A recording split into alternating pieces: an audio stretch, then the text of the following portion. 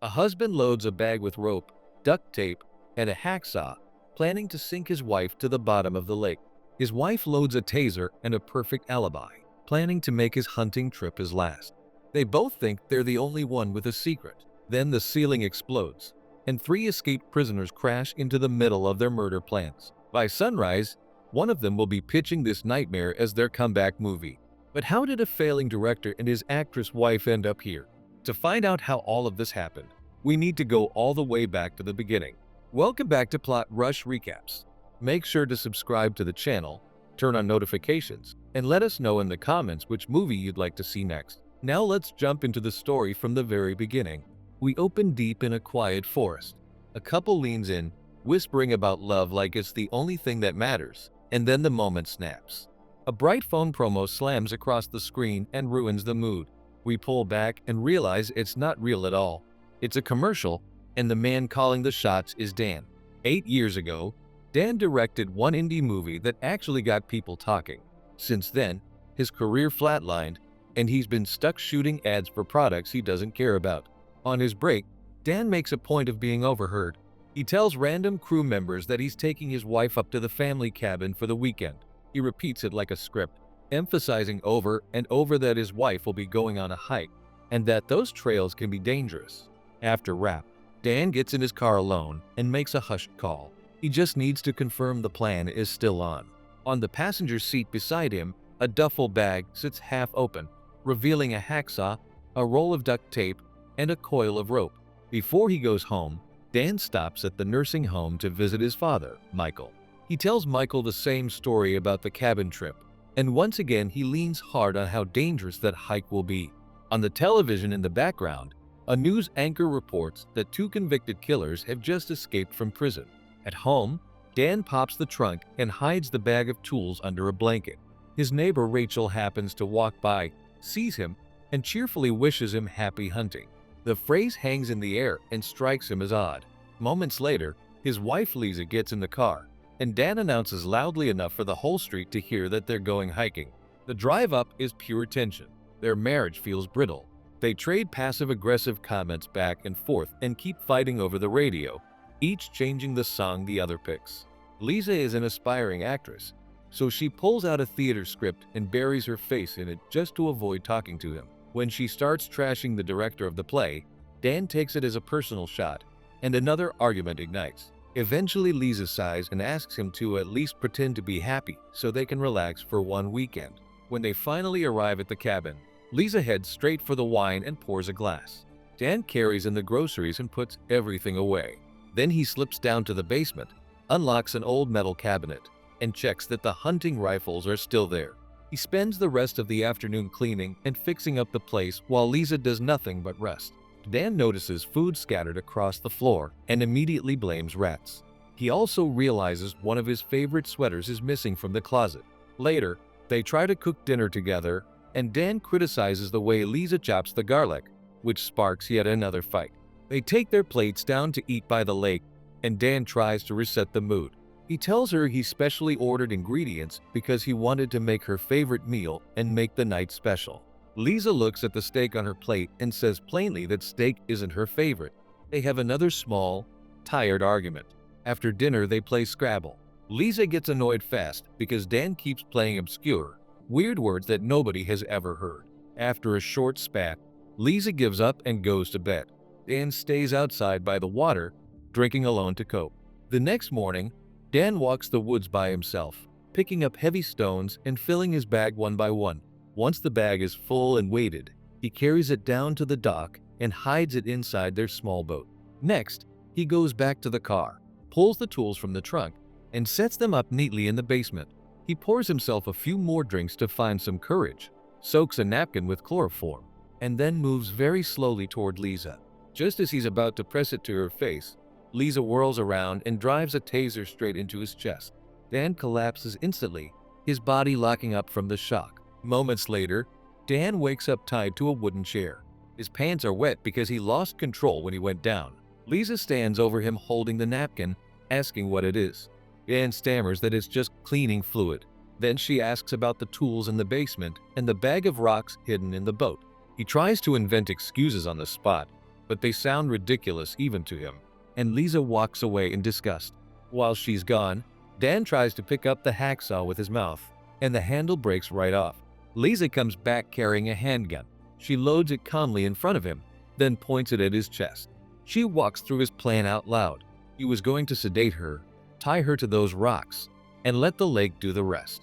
The only part she doesn't understand is the saw. Dan explains with chilling practicality that bodies float, so he was going to separate her so the weighted pieces would stay down. His story to the police would be simple. She went for a hike in the forest and never came back. Lisa calls the whole plan dumb, then demands the real reason. Why does he want her dead? Dan finally admits he knows she's been cheating on him. Lisa shoots back that they haven't been intimate in 2 years, and the last time barely counted because it was only their hands. Dan snaps and says he stopped touching her because she criticized everything he did until he felt small in his own home. He says he wanted a wife, not someone who made him feel like he married his mother. That sets Lisa off. She says she wanted a man, not a toddler who can't get his life together. Then she reveals she didn't come to the cabin innocent either. She had a plan too. She tells him that just yesterday she told Rachel that Dan would be out hunting this weekend, and she made sure to stress how dangerous it would be. Their conversation was interrupted when Henry showed up, an old friend of Dan's who spent time in prison. The couple had been helping Henry out by paying him for odd chores around their place.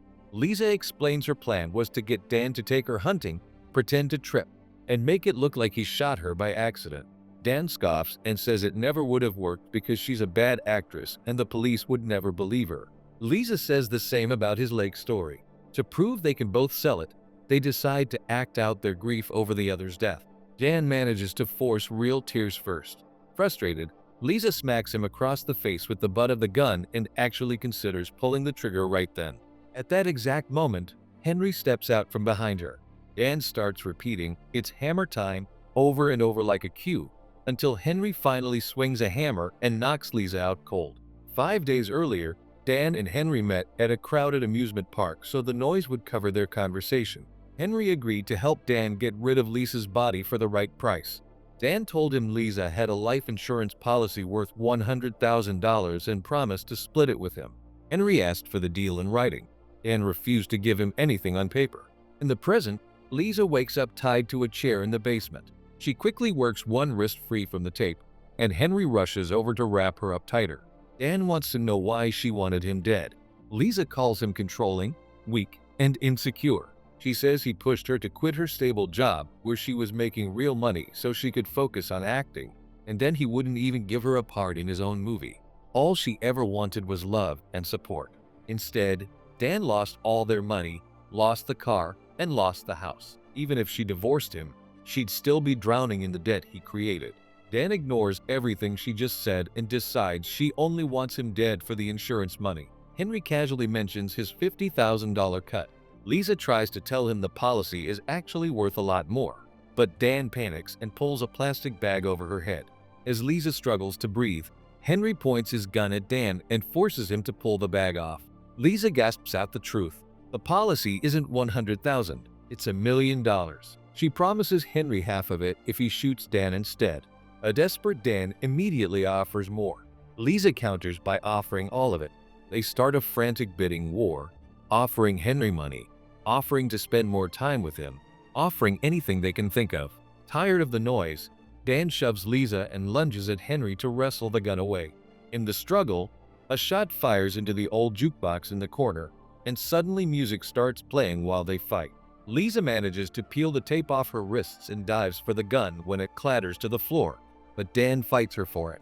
They're shouting and spitting in each other's faces while Henry tries to calm them down.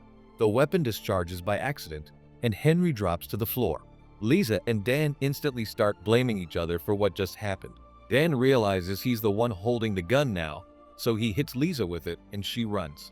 He chases her into the kitchen, ducking just in time as she throws a knife at his head. He tries to shoot her, pulls the trigger, and hears only a click. He's out. He uses the empty gun like a club and knocks her down. While he fumbles to reload, Lisa stabs a knife deep into his foot.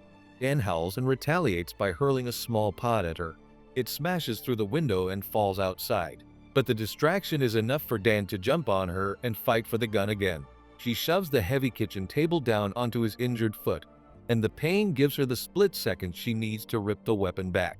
After Dan throws the knife away, the chase starts again. In the bedroom, Dan tackles Lisa to the floor and they wrestle over the pistol once more. This time it fires straight up into the ceiling. They both freeze when they hear a scream from above.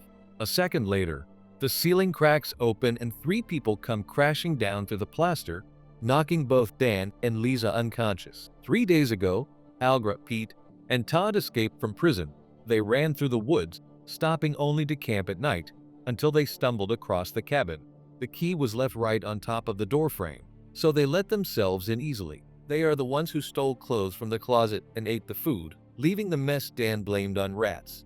Algra and Pete got intimate on the kitchen table while Todd sat right next to them watching TV. They decided to hide out in the cabin for a few days until the man had cooled off, but when Dan and Lisa arrived, they were forced up into the attic. Algra wanted to kill the couple in their sleep. Pete insisted they needed to lie low and wait.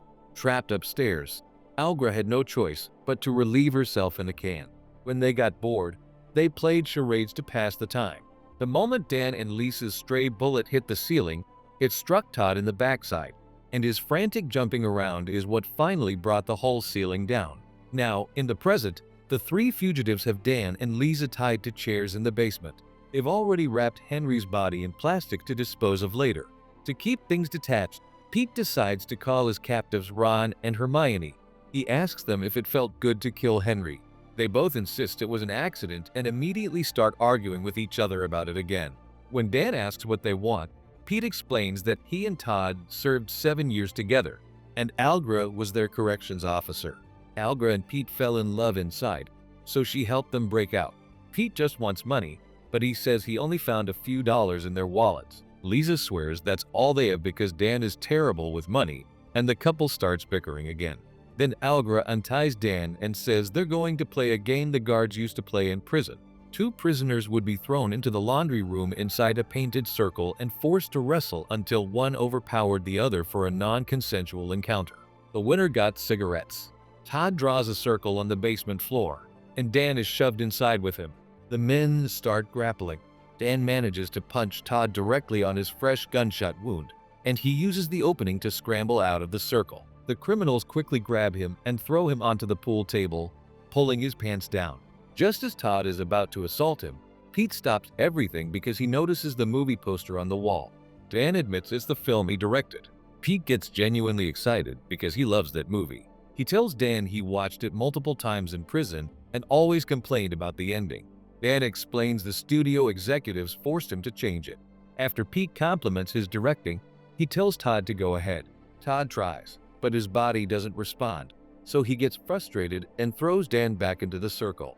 Algra lifts her gun to end it, so Lisa screams that she has $50,000 in a private account. She swears they can have every cent in the morning when the bank opens. The criminals accept the deal and tie the couple up for the night. Later, Algra digs the bullet out of Todd's backside with crude tools. The 3 then make a plan to take the money, kill the couple afterward, and drive to the border without getting caught. Pete says they should get rid of the car after, but Algra takes it as a personal insult and they argue until she walks out of the room. Down in the basement, Lisa gets quiet and emotional. She remembers how deeply in love she used to be with Dan and wonders how they ended up like this. She realizes she secretly wanted Dan to find out about her affair because she wanted him to fight for their relationship, and she apologizes. Dan doesn't answer her. Instead, he kicks at the net on the pool table until a ball drops out. He starts yelling until Todd finally comes downstairs. Dan tells him he needs to use the bathroom. Before untying him, Todd squeezes Dan's groin hard as a warning. When he walks him to the bathroom, Todd even removes the toilet tank lid so Dan can't use it as a weapon. While Dan is inside, Todd torments a terrified Lisa by playing the "I'm not touching you" game right in front of her face. Soon Dan comes out, and Todd notices one of his socks looks empty. Dan swings his leg and smashes Todd in the head with the pool ball he'd hidden in his sock, knocking him out cold. Afterward, Dan hands Todd's knife to Lisa and sneaks upstairs. Upstairs, Pete is apologizing to Algra, and she responds by asking to be intimate again. Lisa soon works herself free and heads upstairs too. When Todd takes too long to come back, Pete and Algra go down to the basement and wake him up. At that exact moment, Lisa bolts for the front door and runs outside. The noise alerts all three criminals, who immediately chase after her. The group splits up to search the property, so Lisa uses the chance to check the car. Unfortunately, the keys aren't there, so she has to go back inside to look. At the same time, Todd's flashlight dies, so he heads back to the house too, and he catches Lisa red-handed inside. He forces her to drop the knife and takes the boat keys from her pocket, announcing that their deal is over. As Dan slowly creeps up behind them, a desperate Lisa tells Todd she's pregnant and that Dan isn't the father. Todd doesn't believe her and raises his weapon anyway. Dan jumps on him from behind and stabs him in the shoulder with a small decorative figurine. The gun falls and discharges, and the sound alerts Algra and Pete. Todd punches Dan in the face and throws the figurine at his head, knocking him down. Dan reaches for the fallen gun and Todd fights him for it. Lisa appears behind Todd and bites down hard on his ear, tearing a piece away. Todd shoves her off. Dan grabs the pistol, but Todd overpowers him again, disarming him, hitting him several times, and throwing him into the pantry. Todd also throws Lisa into a cabinet. She grabs a bottle of bleach and sprays it directly into his eyes. Then Lisa smashes a glass jar over his head and grinds his face into the broken shards before kicking him repeatedly. Todd catches her leg, lifts her up, and slams her down onto the table. Next, he rips the cord from a lamp and starts choking her with it, but he stops when he sees Dan running for the gun again. While the men fight, Lisa runs and grabs a kitchen knife and stabs Todd in the back. His muscles are so thick it barely affects him, so Lisa grabs more knives and stabs him multiple times. When Todd finally turns to go after her, Dan drives the figurine into the side of his head. Todd keeps walking forward. Dan scrambles for the gun, but it's completely empty. Dan suddenly quotes a line from Harry Potter and then collapses to the floor. Hearing Algra and Pete getting close, the couple rushes to hide upstairs. Inside a bedroom closet, Dan blames himself for everything, saying he gave up when life got hard. He hands Lisa the boat keys and tells her to leave without him to protect the baby. Lisa finally tells him the truth. She lied about being pregnant just to distract Todd. Dan looks at her and admits that was the best acting he's ever seen from her. Just as Pete is about to find their hiding spot, Dan bursts out of the closet and tackles him, and the couple runs. As soon as Lisa comes out into the hall, Algra tackles her and aims her weapon, but Dan knocks Algra down hard, injuring her hip. Then Pete dives through a window, lands right on top of Dan, and starts beating him mercilessly. Lisa grabs a garden rake and stabs Pete with it, then tries to run, but Todd returns and captures her. Pete snaps the rake handle in half, drags Dan across the floor by his hair, and says that killing gets boring after you've done it too many times. Then he drives the sharp broken handle into Dan's hand.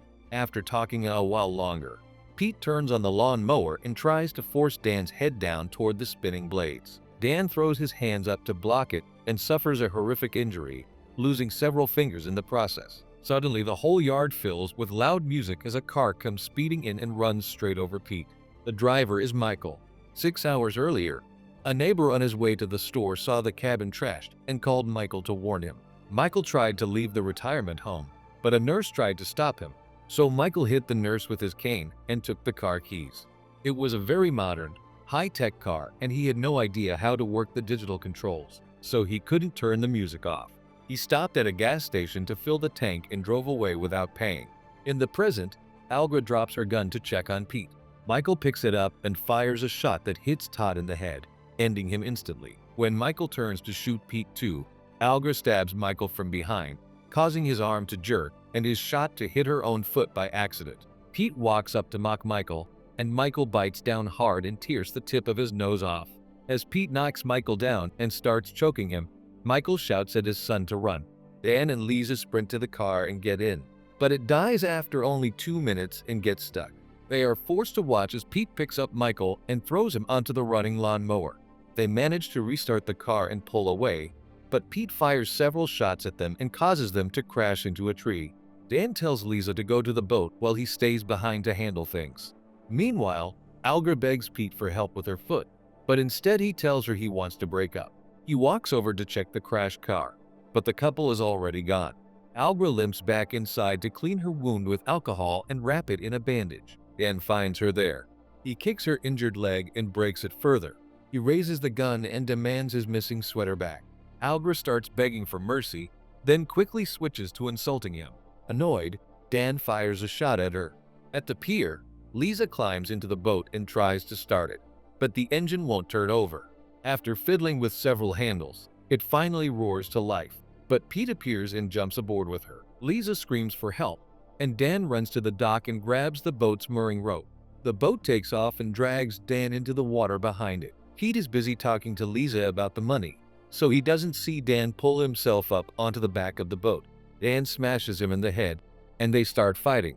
Pete quickly overpowers Dan. Lisa scratches at Pete's face with her nails and gets knocked down too. While Pete is beating Dan, Lisa finds the flare gun and fires it at Pete, but he dodges easily. He takes it from her and knocks her down again. When he's about to shoot her, Dan yells a threat, but the moment is ruined when he throws up from stress. He punches Pete, and they keep fighting. Soon Pete wraps a rope around Dan's throat and starts choking him. Lisa comes up behind Pete and loops the strap of the rock bag around his neck. Pete throws her off, but Dan takes hold of the strap and Lisa slashes Pete's leg with a blade. Together, the couple heaves Pete over the side and into the water. He struggles for a few seconds before the heavy bag of rocks tied to him pulls him under and he sinks. Unfortunately, the rope is tangled around both Pete's ankle and Dan's foot, so Dan gets yanked into the water too. Lisa grabs his hand just in time and refuses to let go even when he tells her to. She pulls him back onto the boat and cuts his shoe off to free him from the rope. Moments later, Dan calls the police. Lisa hands him a small plastic bag containing his severed fingers and his wedding ring. They apologize to each other for trying to kill one another. Dan asks what they should do now. Lisa says it's time to finally confront their problems. Dan agrees, and they hold hands. When the authorities and the press finally arrive, Dan and Lisa put on a performance, crying in front of the cameras. They pretend they were just a happy, loving couple whose peaceful vacation was ruined by escaped convicts, and that they were only hurt while trying to protect each other. Their faces end up all over the news, and Michael's death gets a lot of attention because he was a military veteran. The couple gets booked on talk shows. Their story gets optioned for a movie that Dan will direct and Lisa will star in, though it ends up going straight to streaming. When the film finally premieres, the fictional versions of Dan and Lisa are portrayed as fearless action heroes who easily defeat the criminals. Dan finally has the creative control he's always craved, and he and Lisa celebrate their bizarre success with a kiss. In the end, the only thing they didn't fake was surviving each other. Make sure to subscribe and turn on notifications so you can watch more videos like this. Thanks for watching.